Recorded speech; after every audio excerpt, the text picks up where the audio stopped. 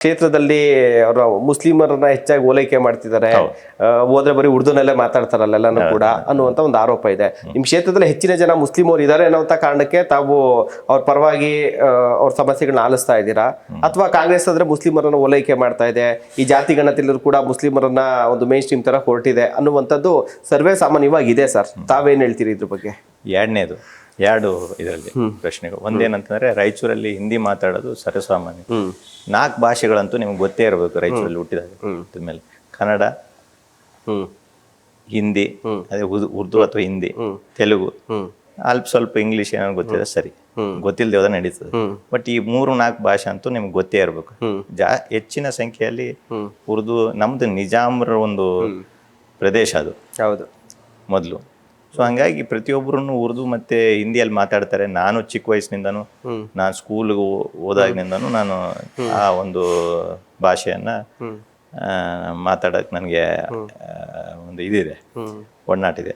But ಅದಲ್ದೇನೂ ಇವತ್ತು ಮತ್ತೆ ನಾನು ಮತ್ತೆ ಅದಕ್ಕೆ ಬರ್ತೀನಿ.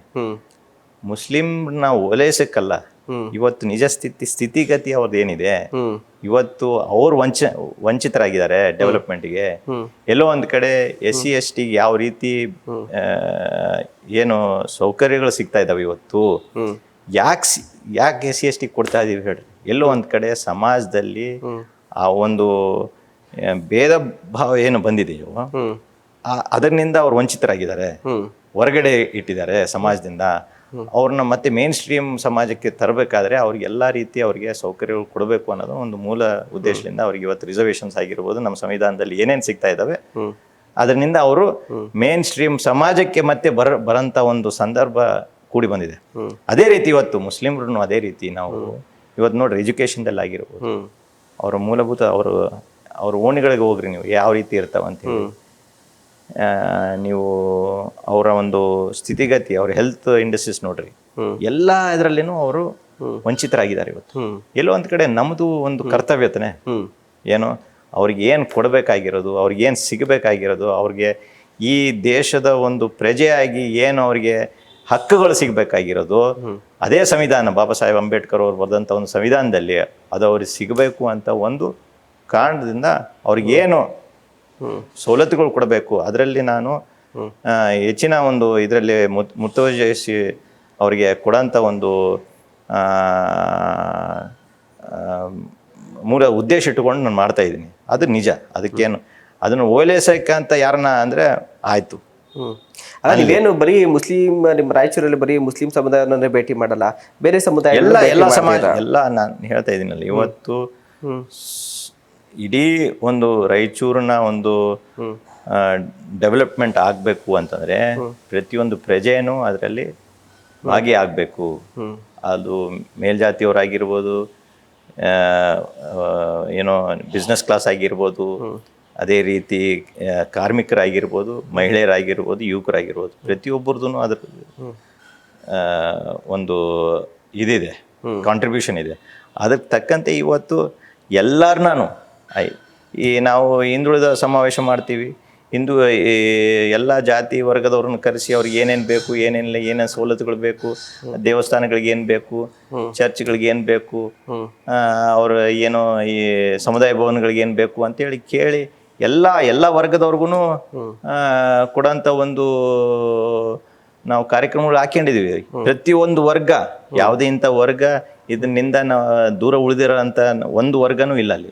ಪ್ರತಿಯೊಬ್ಬ ವರ್ಗರನ್ನ ನಾವು ಕರೆದು ಮಾತಾಡಿ ಅವ್ರಿಗೆ ಏನೇನು ಬೇಕು, ಏನೇ ಸವಲತ್ತು ನಾವೇ ಕರೆದು, ಮತ್ತೆ ಅವ್ರು ಬಂದು ನಮ್ಗೆ ಕೇಳಿದಾಗಲ್ಲ, ನಾವೇ ಅವ್ರನ್ನ ಕರೆದು ನಿಮ್ಗೆ ಏನು ಬೇಕು ಅಂತ ಕೇಳಿ ಮಾಡೋಂಥ ಸಂದರ್ಭ ಇವತ್ತು ಈ 2 ವರ್ಷದಲ್ಲಿ ಮಾಡಿದ್ದೀವಿ ನಾವು. ಓಕೆ, ಈಗ ಜಾತಿ ಗಣತಿ ಎಷ್ಟು ಪ್ರಾಮುಖ್ಯತೆನೋ ಡಿಲಿಮಿಟೇಷನ್ ಮಾಡುವಂಥದ್ದು ಕೂಡ ಅಷ್ಟೇ ಪ್ರಾಮುಖ್ಯತೆ ಇದೆ ಅಂತ ಒಪ್ತೀರ ತಾವು? ಇಲ್ಲ, ಇದೆ. ಡಿಲಿಮಿಟೇಷನು ಅಷ್ಟೇ ಇಂಪಾರ್ಟೆಂಟ್ ಇವತ್ತು. ಯಾಕಂದ್ರೆ 1971ರಲ್ಲಿ last delimitation according to the census ಆಗಿರೋದು. ಅಂದ್ರೆ ಕ್ಷೇತ್ರ ಪುನರ್ವಿಂಗಡಣೆ ಆಗ್ಬೇಕಾಗಿರೋದು 1971ಅಲ್ಲಿ. 76ರಲ್ಲಿ ಶ್ರೀಮತಿ ಇಂದಿರಾ ಗಾಂಧಿ ಅವರು 25 ವರ್ಷ ಉಳಿದಿರ್ತಾರೆ. ಅದು 2001ರಲ್ಲಿ ಮತ್ತೆ ವಾಜಪೇಯಿ ಅವರು ಮತ್ತೆ 25 ವರ್ಷಕ್ಕೆ ಮುಂದೆ ಹಾಕಿರ್ತಾರೆ. ಇವತ್ತು ಆ ಒಂದು ಏನೋ ಆ ಒಂದು ಇದು ಬಂದಿದೆ ಅಂತ ಅನಿಸ್ತದೆ. ಆ ಸಂದರ್ಭ ಬಂದಿದೆ. ನಾವು ಡಿಲಿಮಿಟೇಷನ್ ಮಾಡಬೇಕು. ಯಾಕಂದರೆ ಒಂದೊಂದು ಕ್ಷೇತ್ರದಾಗ 5, 6, 7 ಲಕ್ಷ ಆಗಿದ್ದಾರೆ ಈಗ. ಬ್ಯಾಟ್ರಾನ್ಪುರ ಇಲ್ಲಿ ಬೆಂಗಳೂರಲ್ಲಿ, ನೀವು ಮಹದೇವಪುರ 6 ಲಕ್ಷ ಜನಸಂಖ್ಯೆ ಆಗಿರೋದು. ಅಲ್ಲಿ 6 ಲಕ್ಷ ವೋಟರ್ಸ್, ನಾಟ್ ಜನಸಂಖ್ಯೆ ಅಲ್ಲ, 6 ಲಕ್ಷ ವೋಟರ್ ಆಗಿರೋದು. ಅಂದರೆ 3 ಕ್ಷೇತ್ರ ಆಗಬೇಕು. ಮಹದೇವಪುರ, ಯಶವಂತಪುರ, ರಾಜಾಜಿನಗರ, RR ನಗರ, ಇಂಥವು ಕ್ಷೇತ್ರಗಳೆಲ್ಲ ಕಡೆ ಇದಾವೆ. ಸೊ ಅದು ಡಿಲಿಮಿಟೇಷನ್ ಎಕ್ಸಸ್ ಆಗೇಬೇಕು ಇವತ್ತು. ಬಟ್ ಪಾರದರ್ಶಕವಾಗಿ ಆಗಿಬಿಡ್ಬೇಕು, ಕರೆಕ್ಟಾಗಿ ಆಗಬೇಕು. ಇದೇನು ಇವತ್ತು ದಕ್ಷಿಣ ಭಾರತಕ್ಕೆ ಅನ್ಯಾಯ ಮಾಡಬೇಕು ಅಂತ ಏನು ಇವ್ರು ಮಾಡ್ತಾ ಇದ್ರೆ, ಅದಕ್ಕೆ ಅವಕಾಶ ಮಾಡಿಕೊಡದೆ ಸರಿಯಾಗಿ ಪಾರದರ್ಶಕವಾಗಿ ಎಲ್ಲರಿಗೂ ನ್ಯಾಯ ಸಿಗೋಂಥ ಒಂದು ವ್ಯವಸ್ಥೆ ಡಿಲಿಮಿಟೇಷನ್ ಆಗಬೇಕು ಅಂತ ನನ್ನ ಒಂದು ನಂಬಿಕೆ ಅದು. ಓಕೆ ಸರ್, ನಮ್ಮ ರಾಜ್ಯದ ಪರಿಸ್ಥಿತಿ, ಕರ್ನಾಟಕದ ವಿಚಾರಕ್ಕೆ ಬರೋಣ ನಾವು. ಈಗ ಇಲ್ಲಿ BJP ಇತ್ತು, ಅಲ್ಲೂ BJP ಇದೆ. ಆವಾಗಲೂ ನಮ್ಗೇನು ಅನುದಾನಗಳು ಬರ್ಬೇಕು ಸರಿಯಾಗಿ ಬರಲ್ಲ. ಇನ್ನು ಆಪೋಸಿಟ್ ಪಾರ್ಟಿಗಳು ಬಂತು ಅಂತ ಇದ್ದಿದ್ದು ಆಗಲ್ಲ. ಈಗ ನೋಡಿ, ಇಲ್ಲಿ ಕಾಂಗ್ರೆಸ್ ಇದೆ, ಇಲ್ಲಿ BJP ಇದೆ. ಓಕೆನಾ? ಸೊ ಎಲ್ಲ ಯಾಕೆ ಈ ಕರ್ನಾಟಕನ ಅಥವಾ ಎಲ್ಲ ರಾಜ್ಯಗಳಿಗೂ ಇದೇ ಥರ ಆಗ್ತಾ ಇದೆಯಾ ಸಮಸ್ಯೆಗಳು? ಅಥವಾ ನೀವು ಈ ಫ್ರೀ ಯೋಜನೆಗಳು ಕೊಟ್ಟು ಇಷ್ಟೊಂದು ಯಶಸ್ವಿಯಾಗಿ ಸರ್ಕಾರ ನಡೆಸ್ತಾ ಇದ್ದೀರಾ ಅನ್ನೋಂಥ ದುರುದ್ದೇಶದಿಂದ ಮಾಡ್ತಾ ಇಲ್ವಾ? ನೋಡ್ರಿ, ನೀವು ಒಳ್ಳೆ ಒಂದು ಪ್ರಶ್ನೆಯನ್ನು ಕೇಳಿದ್ರಿ ನೀವು. ಹಿಂದೆ BJP ಸರ್ಕಾರ ಇತ್ತು, ಅಲ್ಲೇನೋ BJP ಸರ್ಕಾರ ಡಬಲ್ ಇಂಜಿನ್ ಸರ್ಕಾರ ಅಂತ ಇದ್ರು. ಹೌದಾ? ಡಬಲ್ ಇಂಜಿನ್ ಸರ್ಕಾರ ಅಂತಂದ್ರೆ ಏನು? ಹೆಚ್ಚಿನ ಅನುದಾನ ಕೊಡಬೇಕು, ಪ್ರಗತಿಯಲ್ಲಿ ನಮ್ದೇನು ಪಾಲ ಇದೆಯೋ ಅದನ್ನು ನಮಗೆ ಸಿಗಬೇಕು. ಇವತ್ತು ನಾವು ಇಡೀ ನಮ್ಮ ಒಂದು GDPಗೆ ನಮ್ಮ contribution second highest in the country. ನಮ್ಗೆ ಎಷ್ಟು ಒಂದು ಅದರಲ್ಲಿ ಪಾಲು ಸಿಗ್ಬೇಕು ತಾನೆ? ಹೌದು. 14 ಪೈಸೆ 15 ಪೈಸೆ ನಾವು ಕೊಟ್ಟಿರೋದು 1 ರೂಪಾಯಲ್ಲಿ ಬರ್ತಿರೋದು ನಮಗೆ 14 ಪೈಸೆ 15 ಪೈಸೆ. ಯಾವ ರೀತಿ ನ್ಯಾಯ ಮಾಡ್ತಾ ಇದಾರೆ ಮತ್ತೆ ಇವರು? ಯಾವ ರೀತಿಯ ಡಬಲ್ ಇಂಜಿನ್ ಸರ್ಕಾರ ಅಂತ ನಾವು ಕರಿಬೋದು ಇದನ್ನ? ಅವ್ರ ಸರ್ಕಾರದಾಗಿದ್ದಾಗೆ ಇದೇ ರಾಯಚೂರಲ್ಲಿ ಏಮ್ಸ್ ಅನ್ನ ಸ್ಥಾಪನೆ ಮಾಡ್ಬೇಕು ಅಂತ ಹೇಳಿ ಇವತ್ತೇನು 3 ವರ್ಷದಿಂದ ಏನೋ ಕೂಗಿದೀವೋ, ಸತತವಾಗಿ 1000 ದಿವಸ ಮೇಲ್ಪಟ್ಟು ಇವತ್ತಲ್ಲಿ ಪ್ರತಿಭಟನೆ ನಡೀತಾ ಇದೆ ಇವತ್ತುನು. ಹೌದು. ಆದ್ರೇನೆ ಅವರು ಸರ್ಕಾರ ಇದ್ದಾಗನ ಮಾಡ್ಬೇಕಾಗಿತ್ತು. ಡಬಲ್ ಇಂಜಿನ್, ಟ್ರಿಪಲ್ ಇಂಜಿನ್ ಸರ್ಕಾರಗಳು 22 ರಾಜ್ಯಗಳಿಗೆ ಕೊಡ್ತಾರೆ ಏಮ್ಸ್ ಅನ್ನ. ಇವಾಗ ನಮಗ್ ಕೊಡ್ಬೇಕಾದ್ರೆ ಅವ್ರೇನಂತಾರೆ, ಅನುದಾನ ಇಲ್ಲ ಅಂತ ಒಂದು ಹೇಳ್ತಾರೆ. 18 MP ಗಳನ್ನು ಕೊಟ್ಟಂತ ಇದೊಂದು ರಾಜ್ಯ ಅವರಿಗೆ, BJPಗೆ ದೊಡ್ಡ ಬಲನೇ. ಇವತ್ತು 140 ಸ್ಥಾನಗಳು ಬಂದಿದಾವೆ ಅಂತಂದ್ರೆ ಈ 18 ತೆಗೆದ್ಬಿಟ್ರೆ ಅವ್ರ ಸರ್ಕಾರನೇ ಮಾಡಕ್ ಆಗ್ತಿರ್ಲಿಲ್ಲ ಅಲ್ಲಿ. ಇವ್ರು ಯಾರು ಕ್ಯಾರಿ ಅನ್ನೋದಿಲ್ಲ ಇವ್ರನ್ನ ಯಾರು ಮಾತಾಡ್ಸೋದೂ ಇಲ್ಲ ಇವ್ರನ್ನ. ಇವ್ರದ್ದು ಏನು ನಮ್ಮ ಏನು ಬೇಡಿಕೆಗಳಿದಾವೆ BJP ಅವ್ರದ್ದು ಹೇಳ್ತಾ ಇದೀನಿ, ನಮ್ದು ಬಿಟ್ಬಿಡ್ರಿ. ಅವ್ರು ಹೋಗಿ ಅವ್ರು ಕೇಳಿದಾಗೂ ಅವ್ರು ಕೊಡಕ್ ರೆಡಿ ಇಲ್ಲ ಇವತ್ತು. ಇಷ್ಟು ವರ್ಷ ಆಗಿದೆ. ನಾನು ಒಂದೇ ನಿದರ್ಶನ, ನೀವು ನಮ್ಮ ಭದ್ರಾ ಯೋಜನೆಗೆ ಅವರು ಅಪ್ಪರ್ ತುಂಗ ಇದಕ್ಕೆ 5000 crores ಕೊಡಬೇಕು ಅಂತೇಳಿ ಫೈನಾನ್ಸ್ ಮಿನಿಸ್ಟ್ರು ಪಾರ್ಲಿಮೆಂಟ್ ಅಲ್ಲಿ ಹೇಳ್ತಾರೆ, ಬಜೆಟ್ ಸ್ಪೀಚ್ ಅಲ್ಲಿ ಮಾತಾಡ್ತಾರೆ, ಇಲ್ಲಿ ಬೊಮ್ಮಾಯಿ ಅವರು ಮಾತಾಡ್ತಾರೆ. ಅದಕ್ಕೆ ಕೊಡಕ್ಕೆ ರೆಡಿ ಇಲ್ಲ ಇವರು. ನಮ್ಮ ಏನು ಪಾಲಿದೆಯೋ ಅದನ್ನು ಕೊಡಕ್ಕೆ ರೆಡಿ ಇಲ್ಲ ಇವರು. ಯಾವತ್ತು ಏನು ಬರಗಾಲ ಬಂದಿದೆಯೋ ಅದಕ್ಕೇನು ಅನುದಾನ ಕೊಡಬೇಕಾಗಿತ್ತು, ಆ ಅನುದಾನ ಕೊಡದೆ ಹೋದಾಗ ನಮ್ಮವರು ಅಂದರೆ ಮುಖ್ಯಮಂತ್ರಿಗಳು ಮತ್ತು ಆದಿಯಾಗಿ ರೆವೆನ್ಯೂ ಮಿನಿಸ್ಟ್ರು ನಮ್ಮ ಕೃಷ್ಣ ಬೈರೇಗೌಡರು ಸುಪ್ರೀಂ ಕೋರ್ಟಲ್ಲಿ ಫೈಟ್ ಮಾಡಿ 3300 ಕೋಟಿ ತರಬೇಕಾಯ್ತು ಸುಪ್ರೀಂ ಕೋರ್ಟಲ್ಲಿ. ನಮ್ಮ ಅನುದಾನ ನಮ್ಗೆ ಕೊಡಬೇಕು. ಐ ಥಿಂಕ್ ಅದೊಂದು ಫಸ್ಟ್ ಕೇಸ್ ಅನ್ಸುತ್ತೆ. ಇಡೀ ದೇಶದಲ್ಲೇ ಮೊದಲನೇ ಬಾರಿ ಆಗಿರೋದು. ಒಂದು ಸುಪ್ರೀಂ ಕೋರ್ಟ್ ಚೀಮಾರಿ ಹಾಕಿ ಕೊಡಬೇಕು ನೀವು ಅಂತಂದಾಗ, ಅಂದ್ರೆ ಈ ದೇಶದ ಇವ್ರು ಏನಂತಾರೆ, ನಾವೆಲ್ಲ ವಿಕಸಿತ ಭಾರತ್ ಒಂದೇ ದೇಶದ ಎಲ್ಲಾ ಪ್ರಜೆಗಳು ಒಂದೇ ಅಂತಂದಾಗ ನೀವು ಇವ್ರು ತಾರತಮ್ಯ ಮಾಡಿದಂಗಲ್ಲ. ನಮಗ್ ಬರಂತ ಇಲ್ಲಿ ಅವ್ರಿಗೆ ಓಟ್ ಹಾಕಿದವ್ರಲ್ವಾ, ಇಲ್ಲಿ ಅವ್ರಿಗೆ MPsನ ಕಳಿಸಿದವ್ರದ್ದು ಒಂದು ಪಕ್ಷ ಅಷ್ಟು ಬಲವಾಗಿ ಇದ್ದಂತ ಒಂದು ಪಾರ್ಟಿ ಅದು. ಅವರು ಅನುದಾನ ಕೊಡ್ಬೇಕಾದ್ರೇನ್ವೆ ಈ ರೀತಿ ತಾರತಮ್ಯ ಮಾಡ್ತಾರೆ. ಏಮ್ಸ್ ನಾನು ಹೇಳ್ತಾ ಇದ್ದೀನಿ, 22 ರಾಜ್ಯಗಳಿಗೆ ಕೊಟ್ಟಿದ್ದಾರೆ.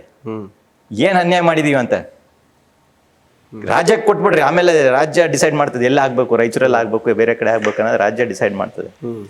ಈಗ ಅದನ್ನು ಕೊಡ್ತಾ ಇಲ್ಲ ಅವರು. ಈ ರೀತಿ ಯಾವತ್ತು ಒಂದು ಪ್ರಜಾಪ್ರಭುತ್ವದಲ್ಲಿ ಫೆಡರಲಿಸಮ್ ಅಂತ ನಾವೇನು ಕರಿತೀವಿ, ಬಾಬಾ ಸಾಹೇಬ್ ಅಂಬೇಡ್ಕರ್ ಅವರು ಕೊಟ್ಟಂಥ ಸಂವಿಧಾನದಲ್ಲಿ ಯೂನಿಯನ್ ಆಫ್ ಸ್ಟೇಟ್ಸ್ ಅಂತೀವಿ ಇದನ್ನ. ಇದು ದೇಶ ಇಂಡಿಯಾ ಅಂತಂದ್ರೆ ಯೂನಿಯನ್ ಆಫ್ ಸ್ಟೇಟ್ಸ್. ನಾವು ಸ್ಟೇಟ್ಸ್ನಿಂದ ಒಂದು ಯೂನಿಯನ್ ಆಗಿರೋದು.